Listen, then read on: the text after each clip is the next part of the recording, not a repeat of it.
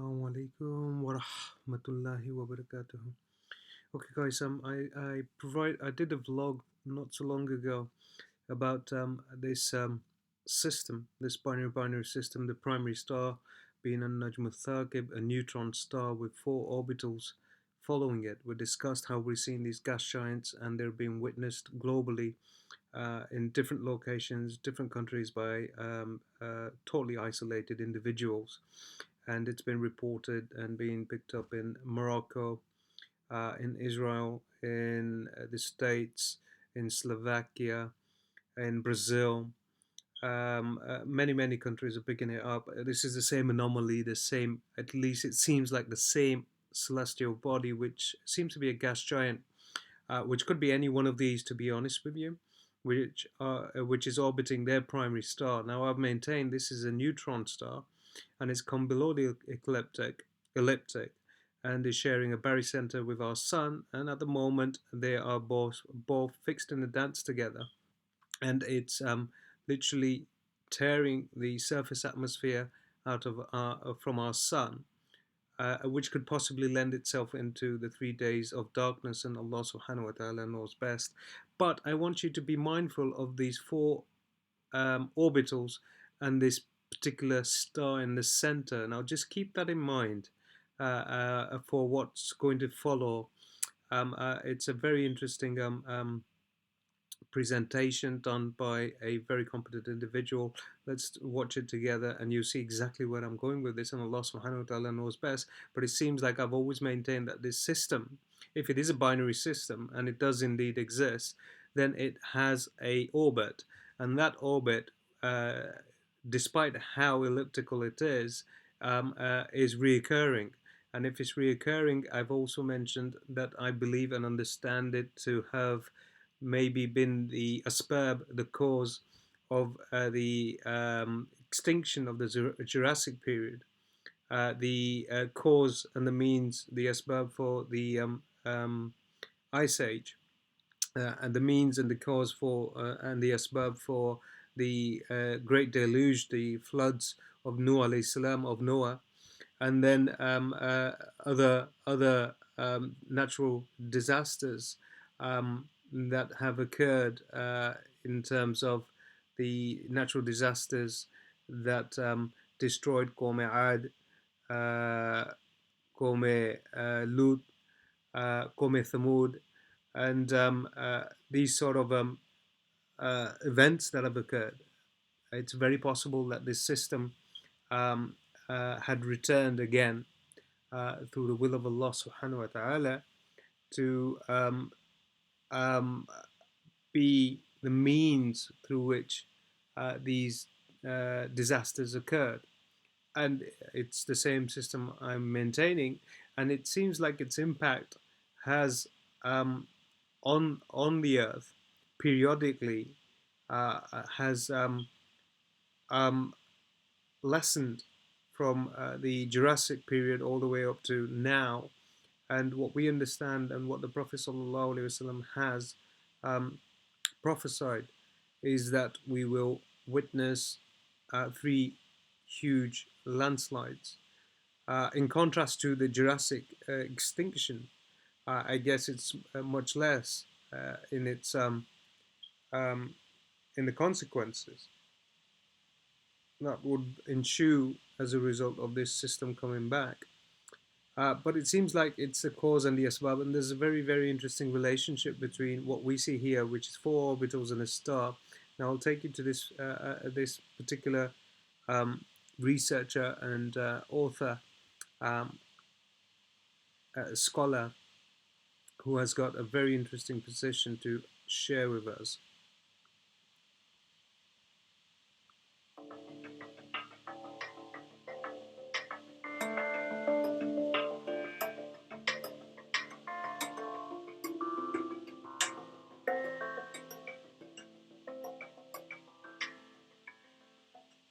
Good morning, everybody. It's great to be back at EEU amongst old friends. I recognize so many of you from last year. Appreciate your attendance. I'd like to talk about some what we consider incontrovertible evidence that the skies are radically different nowadays than they were in prehistoric times.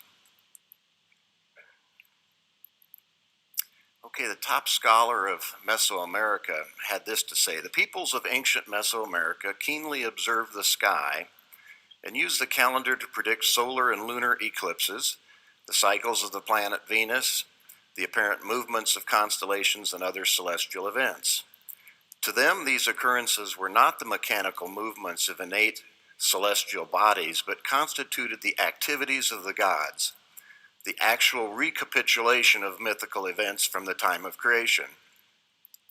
You could take that statement and apply it exactly to the traditions of ancient Egypt, ancient Mesopotamia, ancient India, Greece, the rest of the world. That is what myth is all about, describing the behavior of the gods in the sky as creation unfolded.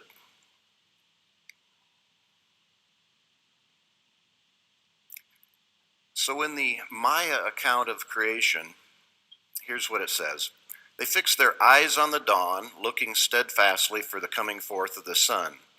They occupied themselves in looking for the great star, which appears first before the birth of the sun. The face of this green morning star always appears at the coming forth of the sun. So the takeaway lines here are that the morning star appeared at creation and that it was green in color. Those astronomers among us will know that Venus does not currently present a green color. The Maya had a hieroglyphic script, and so in their earliest writing systems, this was their glyph that denoted the great star. So this is the great star they're talking about, the morning star. And I would draw your attention to the glyph on the right, which looks like a little star cross in the middle on like a fourfold form. But look at the four little circles in the four corners. I believe that to be maybe perhaps the representation of what they saw in the skies, which is An-Najm al-Thaqib during its passage and return back to its barycenter with the second densest star in this trinary system. Binary being that itself being a binary system, and then our sun being the tertiary element to this system. And this particular star, which is An-Najm al-Thaqib, the neutron star, I believe, is a representation of in this hieroglyph. And these are the four orbitals that we saw being picked up by the telescope, and this is probably what they witnessed in the skies, and this is what I understand the Shayateen in Ins and Jinn are trying to cloak using technology so that we don't see it. At least at the moment, it's not in their interest, or for whatever they're scheming and planning, they don't want humanity to be able to witness and see it. I guess I'm assuming so that they can't connect the dots and maybe make preparation and haste. And Allah subhanahu wa ta'ala knows best. Anyway, let's let this gentleman continue on. Kind of keep that in mind as we go forward. These are two more variations upon the same glyph that are in hundreds and hundreds of Mayan hieroglyphic codices. So they're both the same sign, it's just the one on the left shows a star in the middle of the four dots, and the one on the right, it looks more like a cross. So the question is, or I guess it's pretty obvious, that that sign is not recognizable in today's sky. So consequently, the top scholars in Mesoamerican studies say this is an abstract image. What does it show? Well, according to them, now my position is that it's not recognizable in today's sky, or our solar system, simply because that binary system isn't stationary. It has its own orbit, and it goes back out in its trajectory after having returned. Hence why it doesn't remain in our sky, so we don't document it. Neither do we see it all the time. We've got other scholars who thought that that was a representation of Venus and Venus in its different cycles. So it was an abstract representation of that, when in fact it's very, very possible and plausible to think that that hieroglyph is actually a representation of An-Najm al-Thaqib and the four orbitals that has previously been seen visible in our skies, right? When it returned during its orbit, and Allah subhanahu wa ta'ala knows best. And this is how they crudely documented it. It shows the 4 different phases of the planet Venus, all of which are invisible, needless to say. So here's the top scholar in a recent book, says the fact that there are 4 circles in a cross-shaped frame naturally suggests the 4 phases of Venus associated with the 4 different directions. So clearly the assumption is that this is an abstract drawing that some astronomer dreamed up a long time ago. As it turns out, that image is present at least 500 BC. So they are essentially telling us that the Mayans were practicing super sophisticated astronomy in 500 BC already. Unfortunately, most of those guys have no knowledge of comparative art or comparative mythology. So they kind of overlook the fact that the exact same sign is found all around the world. So here's the exact same image from an old Babylonian cylinder seal from roughly 2000 BC. So that right there just shoots their theory out of the water, that that's an abstract sign. Here's a very similar image from the pre-Vedic civilization in ancient India. This is roughly 3000 BC. So you can see that this image is prehistoric in nature.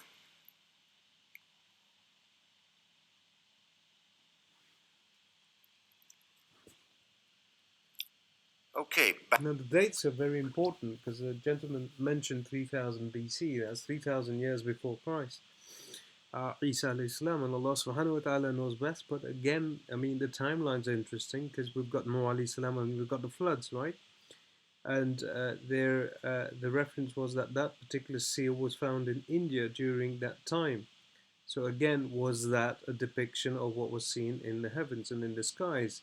Don't forget, the Torah mentions that Allah subhanahu wa ta'ala moved a star in the heavens, which was the cause and the means of the floods, and Allah subhanahu wa ta'ala knows best.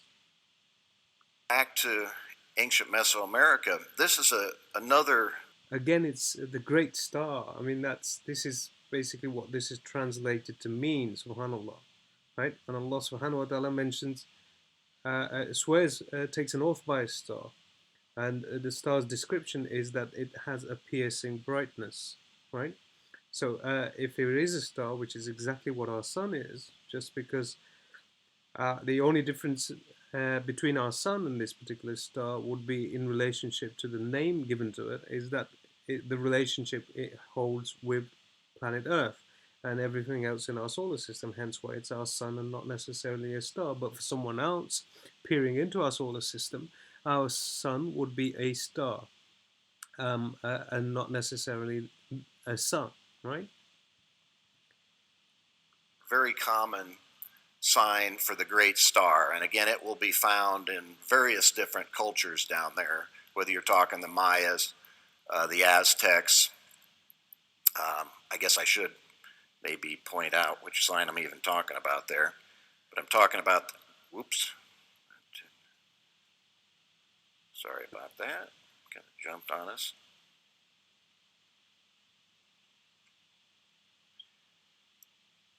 This stellar form here to the left, you will see is a fourfold star. And so that is the image that they're talking about, the ancient Mayans, when they're talking about the great star.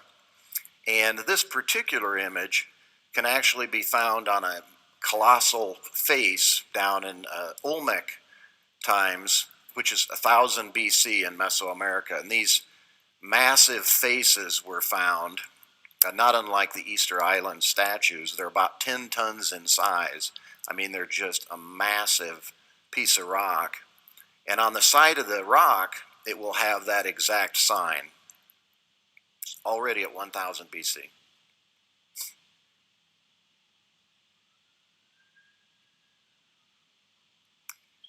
This is a much more recent example of the same sign from the Pueblo region here in the American Southwest. And an astronomer offered the following discussion of this sign.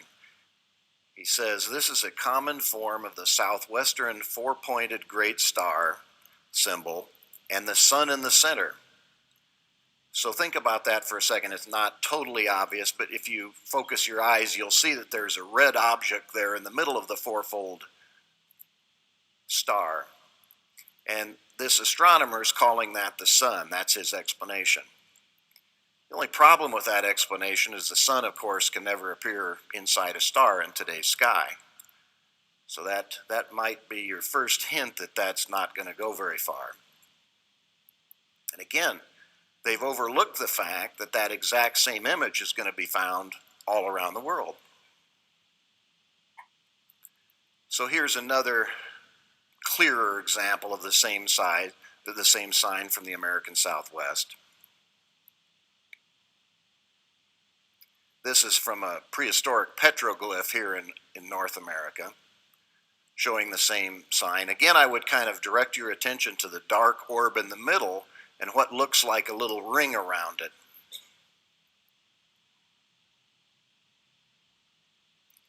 Now, if we go to ancient Babylon again, we see virtually the exact same image. The fourfold star, the circular orb in the middle, only this time it's set within a crescent. And those of you that are familiar with Dave's argument on the polar configuration, you have planets in a polar configuration set within a crescent.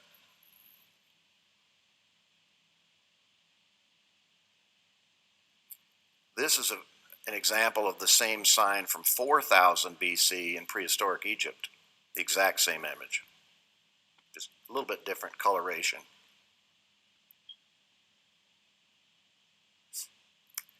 Okay, this is an object called the Quincross, and it's ubiquitous in Mesoamerica. You can find it everywhere. It's one of the top symbols. And you can see if you look carefully, it's just kind of cut off the points. So it's the exact same sign as we've been looking at with the so-called sun in the middle and the four-pointed star. Again, scholars recognize that in the Mayan language, this quincross always designates the turquoise color or green. Everyone accepts that.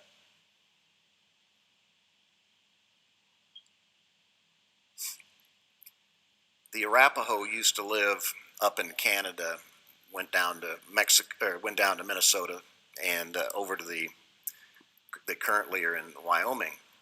But they, on virtually all their teepees, they would always have that fourfold star, and they would always call it the morning star, the exact same symbol. And so here's a scholar on that particular object. The morning star appears in the shape of a Maltese cross, a diamond, and a traditional cross. So again, we're going to find that all around the globe. The question is, why would anyone describe or represent the morning star with those shapes that aren't present in today's sky? A different scholar, also talking about the Arapaho, like the morning star, this cross-like form, it is painted green. And she's talking about the teepees now. That the morning star sign is traditionally painted green.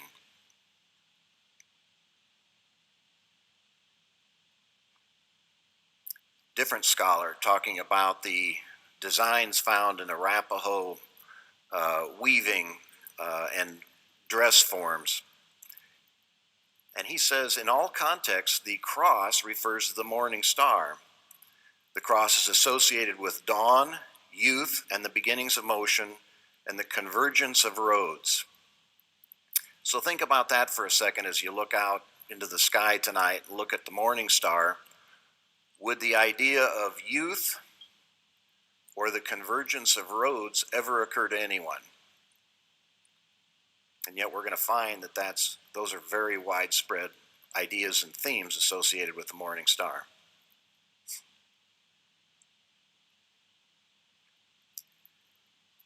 So back to the original Maya sign we were looking at, if these signs are looked at as actually representing a form in the sky rather than an abstract image according to top scholars, you can readily see how you might see four roads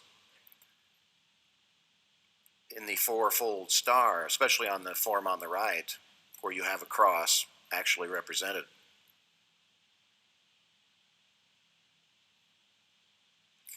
Now we move to a familiar image from ancient Babylon. Again, the cylinder seal. You couldn't get a better illustration of four roads if you wanted. Again, it's set within the crescent, exactly like the fourfold star that we've been talking about. This is an image Dave and I have been talking about for 30 years. The image leaves little doubt there's something up there, something different than anything we see today.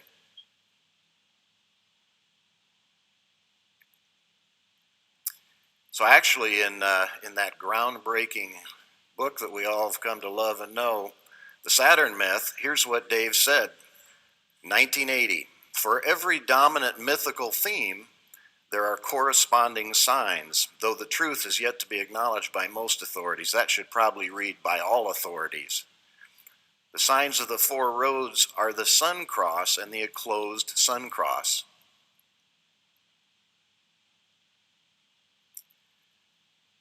Back to a different Mayan account of creation. This describes the original appearance of Quetzalcoatl in the sky, and as everybody knows, or most people accept, Quetzalcoatl was identified with the morning star. Basically, By the way, I mean, again, Quetzalcoatl in the Maya, at least by scholars, contemporary scholars, who study comparative religious studies, have come to the conclusion that it's a representation of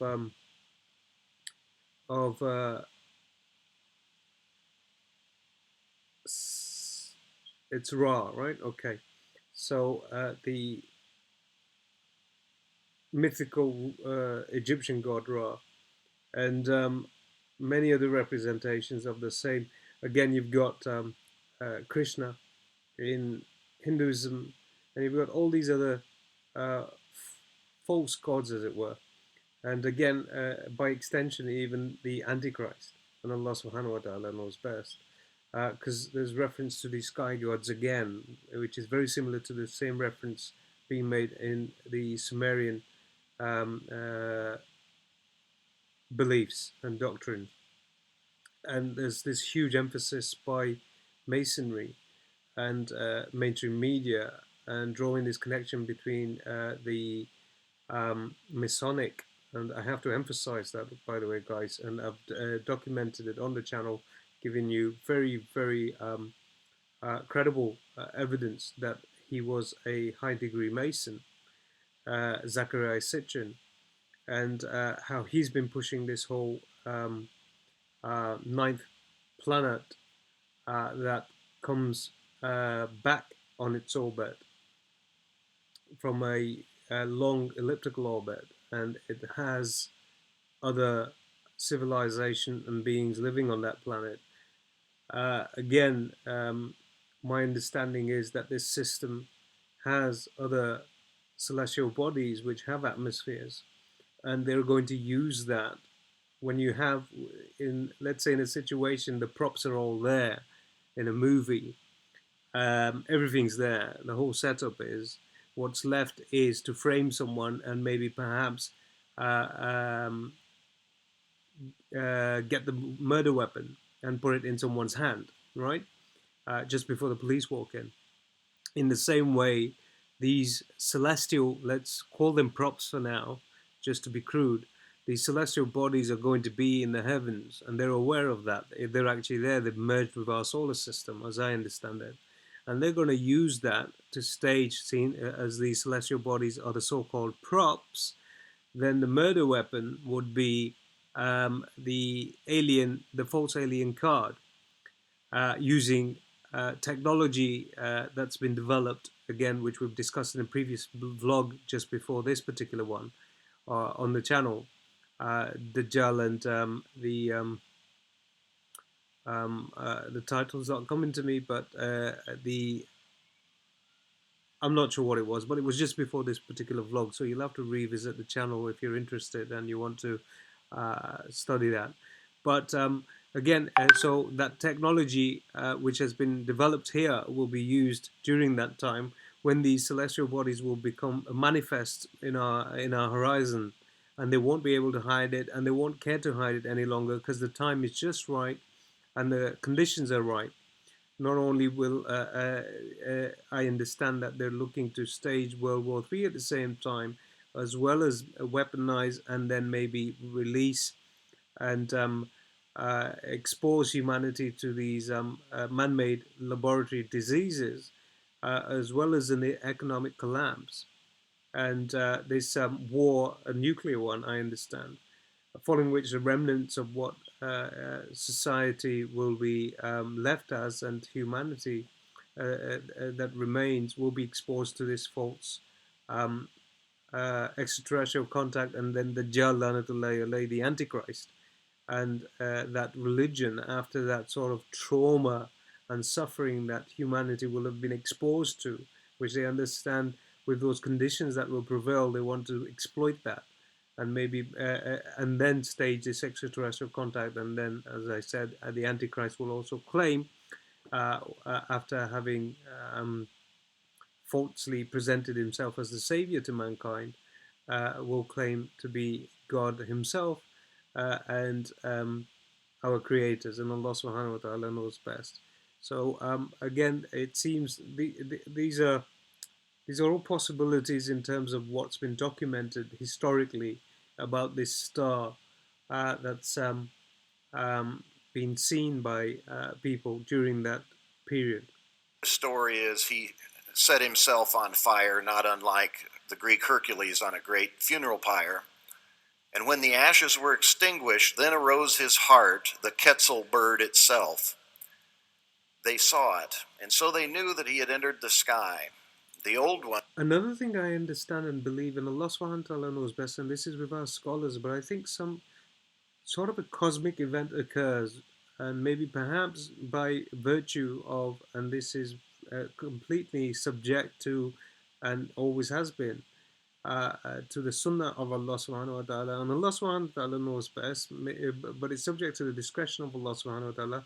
But I think certain conditions prevail when this system comes and merges with ours magnetically, electronically, and gravitationally. Allah subhanahu wa ta'ala knows best what else occurs, but which causes the other dimension, the fabric of the other dimension, to open up, and for these other entities, for jinn, as it were, and certainly demonic entities, to cross over to our side. And it's interesting that the Jallanatullahi will have a swarm of shayateen assisting him, and they will take the forms of individuals and their parents and stuff like that. So maybe it's very possible that they will be in our actual reality in this dimension, right? And we'll be able to visually see them, and they will be able to visually communicate. And not only that, they will visually appear, and as shapeshifters, they'll be able to appear as other people's, other individuals' parents, and falsely testify to the godhood of the Antichrist. Allah subhanahu wa ta'ala knows best. But it seems like when this system comes in, there's a lot of documentation of these other supernatural beings appearing as well. And this seems to be a quite a distinct pattern that's been documented again historically by other tribes and other nations in their accounts of what they saw. And Allah subhanahu wa ta'ala knows best. Used to say that he was transformed into the dawn star, the morning star. The takeaway here is that the Quetzal star is the most beautiful star in all of Mesoamerica, and it's famous for its wildly green turquoise plumage. And it Now, isn't that interesting? He said wildly green, but he also mentioned turquoise plumage, right? A star with a turquoise plumage, and we're referring to a Najm Thaqib, a neutron star, which has a blue turquoise haze, right? A blue haze. I've always mentioned that. I've always mentioned that this is what I've seen very clearly in my dream. But not only that, I've given you some visual representation from the uh, um, transport ministry and what they picked up with their cameras recently. Again, I've shown you visual images of what seems to be a star, which is small in size, but yet far more superior in brightness than our sun, and has this very, very brilliant white light and a blue halo around it, which also seems to be responsible for the brilliant blue-white light that we seem to see when during sunset. Whilst the sun's setting, all of a sudden we see a flash of light, which, being picked up by the cameras, by the way, because I mean, if anything, in reality, it's a very gradual event which we won't witness ourselves unless you're looking at the skies constantly for a good hour. You continue to see this different source of light all of a sudden appear on the horizon and paint the atmosphere with its light. And it's not the light from our sun, because our sun seems to have this light which has always has done a yellow halo around it. It's never had a blue halo around it. It was so prized that it was prized more than gold by the ancient Mayans, the feathers especially, and the word for that bird came to be used instead of precious. So it was like the most precious substance they had, and they traded it amongst all the tribes. We turn to ancient Egypt, sorry, where it wasn't Ra, it was Horus. Horus is the representation of Quetzalcoatl in the Maya. Okay, and again you've got the Krishna in the Vedas in Hinduism, and then you've got these other representations of this false god. And again, for us, we understand Horus in Masonry is a representation of the Antichrist, the Dajjal, the one-eyed god. And Horus apparently lost one eye during a fight with Set, and it's all again goes into these mystery religions that also form the backbone of Masonry, Freemasonry. We find the creation account in the pyramid texts. And here's what it says about the morning star there. O morning star, Horus of the netherworld, divine falcon. And then the next term, the W3D, 3D bird, whom the sky bore. The word W3D means to make green or to rejuvenate. And so the scholar Ronald Clark, in translating this passage, Faulkner in this particular reading, he left the word untranslated, but Clark translates it literally as the green bird whom the sky bore. So you have this exact correspondence between the oldest Maya account of creation, where Quetzalcoatl, the morning star, appears as this brilliant green bird. Now you go back to 2500 BC, and on the pyramid walls you have a description of Horus as the morning star ascending to heaven as a brilliantly colored green star or green bird. Back to a different now, later Mayan account of creation. At this particular mountain, when it dawned, dawn is the Mayan word for creation, for the first time.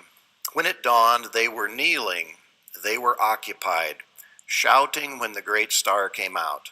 The great star, of course, is their term for the morning star. This, for those biblical experts out there, this kind of reminds us of the old passage from Job that reads, when the morning stars sang together and all the sons of God shouted for joy. And as biblical scholars have shown, those two lines from that biblical passage, those are in opposition. So it means they're describing the same thing. So the morning stars are the sons of God. The morning stars there are shouting for joy.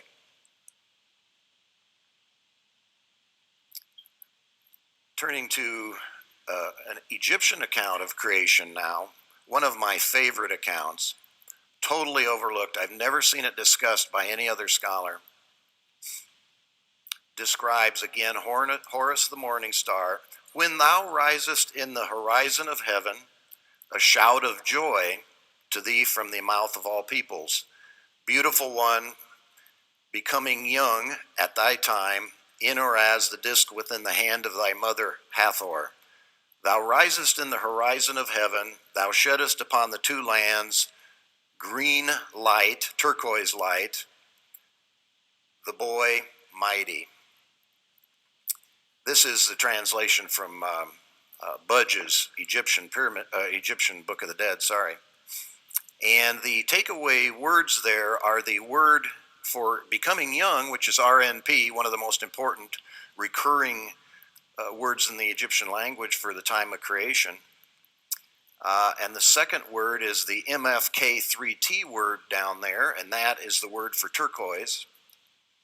So the morning star Horus shines a brilliant turquoise, but Morning star Horus shines a brilliant turquoise light on the land. Now we've just discussed that, and also there's the vlog for the on Najm Thaqib specifically, and it's bright, piercing bright blue light. Now please take a look at the video. It's very important because on that there's this wonderful lady who runs a channel called Identify This, and she had archived around about 53 separate videos, accounts of this particular light that I think is being referenced here, casting its painting the horizon with its light, right? This particular star, and I think this is the star that's been referred to here in this allegory, right? Which is An-Najm Thaqib, and Allah subhanahu wa ta'ala knows best. But these individuals only understood it with how they saw it, and that what they saw and what their beliefs were then basically interpreted into what this text is. Okay, so this is what this was the understanding of what they saw and what they also understood it to be. Now, my position is what they saw was An-Najm Thaqib during its return back to its orbit around the sun. And the light that they're referring to, the brilliant blue turquoise light, subhanAllah, right, is basically what was shed on the surface of the earth, right, once it was here. he appears as a youth, the boy, HWN. As we see, that's one of the standard Egyptian terms for a youth. Now it's interesting because the star itself is small, isn't it?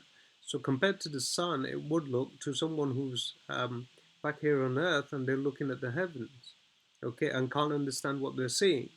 They would possibly call it a boy, which is very bright, because the neutron star in and of itself is much smaller in scale than our sun.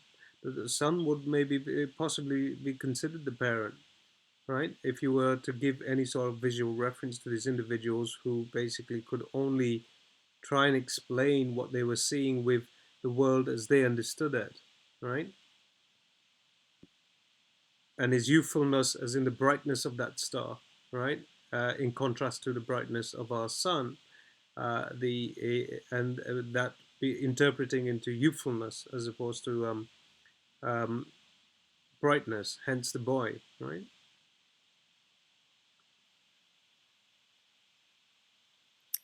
So here are the top two terms again.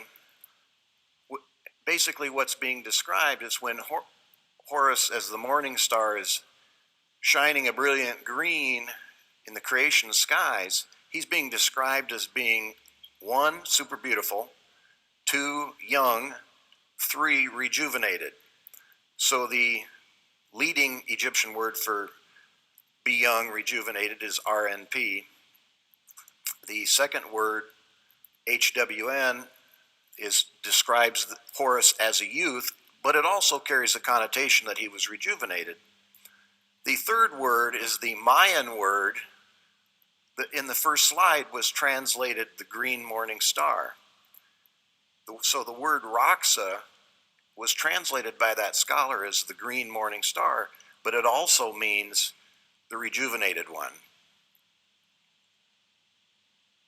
Again, a one-to-one correspondence between the most ancient traditions of Mesoamerica and the ancient traditions of Egypt. So let's take a closer look at that Egyptian word HWN. This is the sign in question that is the hieroglyph describing that word. And it shows a fourfold flower. So this is taken from a leading Egyptian dictionary. So at the bottom you see that their rendering of the definition of that word is flower from the phonetic value WN. And so far as I know, no Egyptologist has ever questioned the fact that this sign describes a flower. There's never at any point, so far as I know, a discussion that it actually describes a star. So we've got the same problem we had when we started in Mesoamerica. Is this a flower or is this a star originally? It's clearly described as both. Now, direct your attention, this is some of the earliest rock art from ancient Ireland. And in the middle, see if I can do this without screwing the screen up. It's not wanting to let me pop up. But anyway, you can see that fourfold flower in the middle. Curiously, the old flower is set in what looks like a bunch of celestial objects on the face of that rock. So the assumption that we would draw is it's not a flower at all. It's a star that happens to look like a fourfold flower. And again, Dave and I have discussed these particular petroglyphs ad nauseum for 30 years. This just happens to be one of my favorite petroglyphic sites, not only because it's so old, but it's still well preserved. So you can see the ladder to heaven there, and you can see the enclosed sun, you can see crescents, but you get this sprouting flower-like form. Okay, so this is, I guess, what he's referring to as the ladder to heaven, and then what you've got above it is this particular star, which I understand to be a Najm Thaqib. What I see then is its orbitals, 1, 2, 3, 4, and this is our sun within the ring, a representation of, and Allah subhanahu wa ta'ala knows best, and other celestial bodies that form part of our solar system. And most rock art experts will call those sunbursts, or they certainly will acknowledge that those are stellar forms. There's no question that these aren't a bunch of sunflowers that are being painted.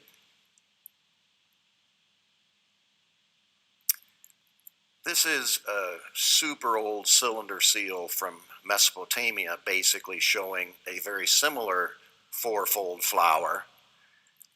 And interestingly, if you look at well, first off, you see the fourfold flower in the middle. There's 4 other. There you go.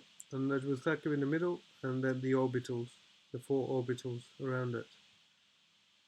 flowers around it.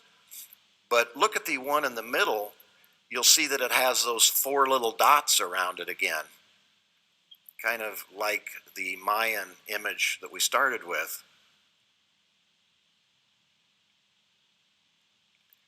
This is another very early Mesopotamian cylinder seal, probably about 3000 BC. Same image, basically. Now here's virtually the same image, again set within that crescent, just like the fourfold flower, just like the fourfold star, just like the cross. This is more like 2000 BC. It's a little bit later, but you can see that it preserves the same sort of idea. It looks like a 4-petaled flower, but clearly it's a star. Back to Egypt. This is a very early design of that sign we were talking about, the HWN or W. Now look, you can see that that's a star, and these throngs are the rays coming out of this particular star, and these are orbitals, right? UN sign. And you'll see that it not only looks like a fourfold flower again, that's why the Egyptian experts say that it represents a flower, but look at those 4 dots. Again, these 4 dots just kind of appear everywhere. Not always, because they didn't always remember to include it, but it appears all around the globe, enough that you can bet your life that those 4 dots were originally present. And so many, as I look out over the crowd earlier, I saw that so many of you are wearing the plasma discharge shirt from the EU conference. And if you will remember the little squatter man image on the back of the shirt made famous by Tony Peratt, it always has those 2 little circles, or often I should say, kind of like this image. It doesn't always include the 2 dots, but it includes it enough that you know that it was originally there. So those 2 dots are structurally analogous to these 4 dots. They're probably describing a diachroton instability in this plasma discharge. And it's just a crying shame Tony's not here to tell us the exact physics behind this. But I can tell you that when I think we met with him in roughly 2000, 2001, Dave and I had a week-long meeting here in Phoenix with Tony, where we tried to write up his initial article that was just an absolute groundbreaking article on the presence of plasma discharge phenomena in ancient rock art. And as you know, or many of you know, Tony traveled all around the world with my buddy Rens van der Sloot, taking pictures of all these petroglyphs.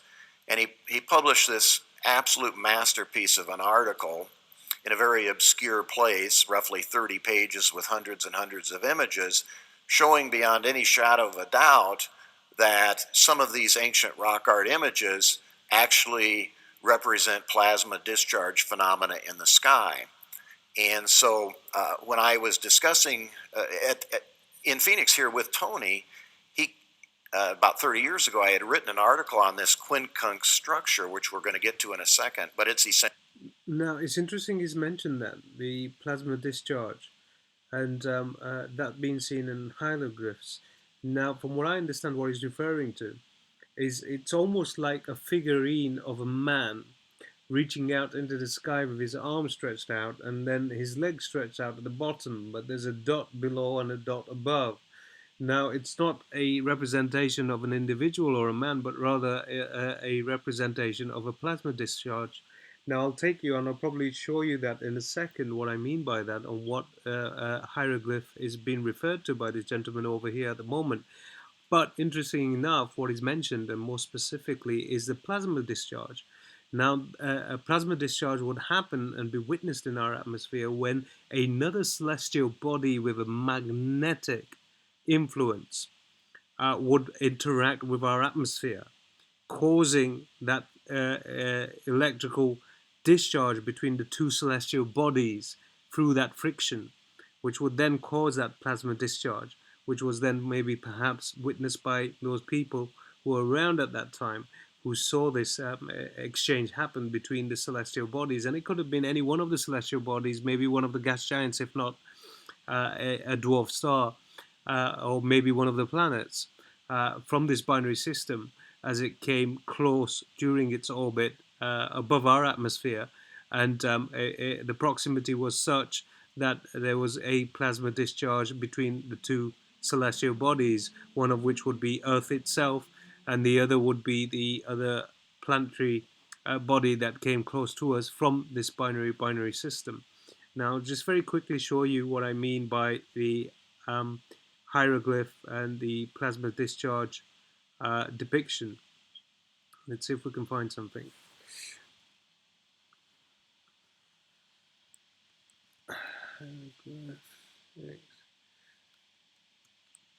Plasma discharge. We're winging this. I don't know whether we're going to find anything or not. Oh, there you go. It always happens.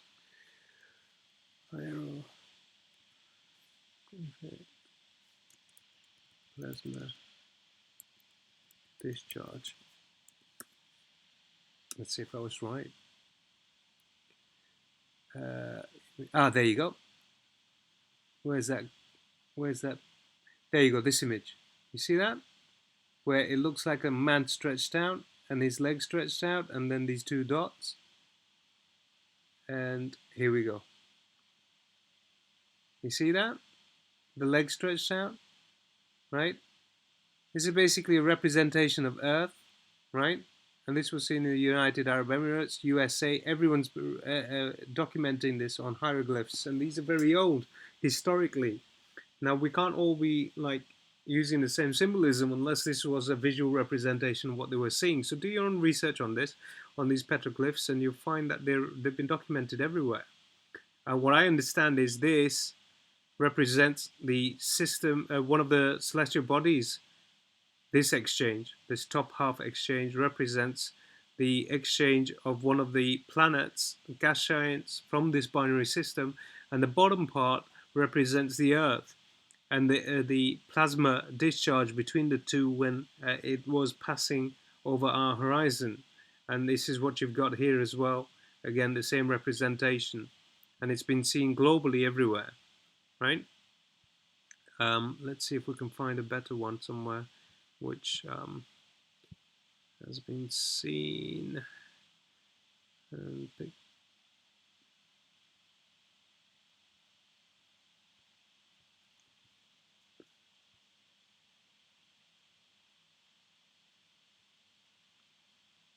Oh, there it is actually. This one. See that? For some reason I can't seem to find it. Oh, there it is. There you go. Now look at this, subhanAllah, right? This is interesting, isn't it? Arizona, USA. And these are all thousands and thousands of years old, by the way, right?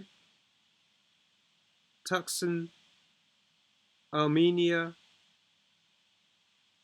Guinea, United Arab Emirates, right? Italy, Venezuela, Spain, Mexico, all of them the same, and all thousands and thousands of years old, right? So this is what the gentleman's referring to when he said the plasma discharge and the hieroglyph. This is the hieroglyph he was referring to. Okay. Essentially this structure. It's a fourfold structure with these four dots. And Tony said, that's one of the most common signs that I get in my laboratory, which complete shock to me. I'd never heard something like that before. But he also said this would be fully expected if you had planets in a conjunction like Dave and I have hypothesized about. So just to keep in your mind or your mind's eye that we've moved now from the Egyptian image back to the Mayan image, just to keep it so that we see that it's not only a fourfold star but a cross-like form with the 4 dots. Back to the Egyptian form. But the thing to take away is that in the Egyptian hieroglyphic script, that fourfold flower is often substituted by just a plain cross. So clearly the Egyptians recognized that this fourfold flower-like form was also a cross. Back to the Mayan civilization. One of my favorite scholars just wrote an entire article on this subject, but she said the quatrefoil, a 4-lobed flower-shaped symbol, is ubiquitous in Mesoamerican iconography and traces its roots back to the pre-classic period, roughly 1000 BC.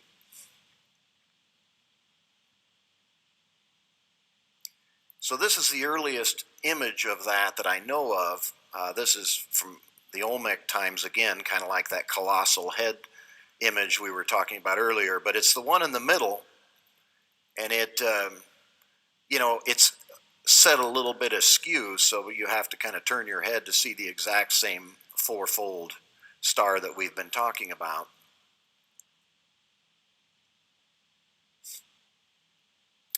And lo and behold, that particular image is the leading image in the Mayan language for the word sun. And it's, the word in question is kin, or a variation upon that word in the different Mayan languages. So, all the top Mayan scholars will readily admit that the Mayans represented the sun as a flower-like form. Here I would call your attention to the fact, though, that flower-like form is set right in the middle of a cross-like structure, or the 4 directions we were talking about earlier. We were asking, how is it possible that the morning star could possibly be associated with 4 directions? It's pretty obvious from this image why that might be the case. So in one of the sacred books of the Maya that was luckily preserved, one of the few books, here's what it reads. 4-fold was the plate of the flower, and the sun god was set in the center. If you didn't know better, they're describing that same symbol that we showed earlier from Southwest America, where the astronomer said the sun is set in the middle of the 4-fold star. Incongruously, I might add. So here is the standard Mayan glyph for flower, and you can see the resemblance to the previous example where they employed the glyph for flower to write the word for sun. But you can see that this is a quincunx structure again, where you have something in the middle and then 4 objects emanating outwards.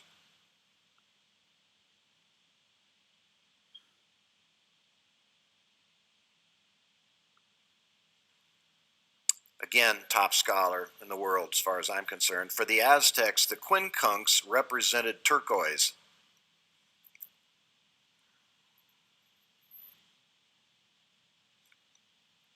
In surveying the various surviving elements of indigenous thought in Mesoamerica, the quincunx stands out as one of the most important aspects of the Mayan mindset. It's everywhere. It's at the center of all their thinking, all their religious rituals. Throughout the development of Mesoamerican civilization, the pervasive tendency to dramatize creation by constructing on Earth a reduced version of the cosmos, or a copycat version, usually in the form of their state capital, gave Mayan cities the sacred form of the quincunx. So it always has something in the middle, 4 roads emanating out from the center.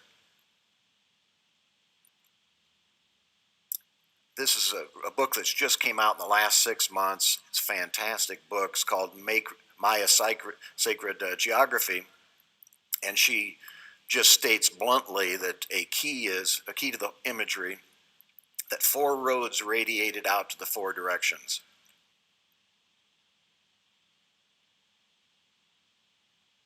Back to the Maya slide, or the sun glyph that we talked about earlier, to just show the 4 radiating forms from the center. Just a quick review of the Mesopotamian image, where there can be no question that these 4 radiating forms emanated from the center of a sun-like object, corresponding to nothing in today's sky. One of my favorite prayers from ancient Mesopotamia, this was one of the earliest written documents. It's the Sumerian temple hymns, and it just says, "The 4 corners of heaven became green for Enlil like a garden." Just think about that, looking up in the sky and seeing 4 corners of heaven becoming green. I mean, well, obviously there's nothing like that in the sky today. Just again, going back to what he said previously, I mean, although green seems to be like emphasized more, with green, the color turquoise was also mentioned, and I think green is being mixed up with the color turquoise. And I think it was actually turquoise, which is the color that's being referred to, and how the 4 corners of heaven was lit up with that color.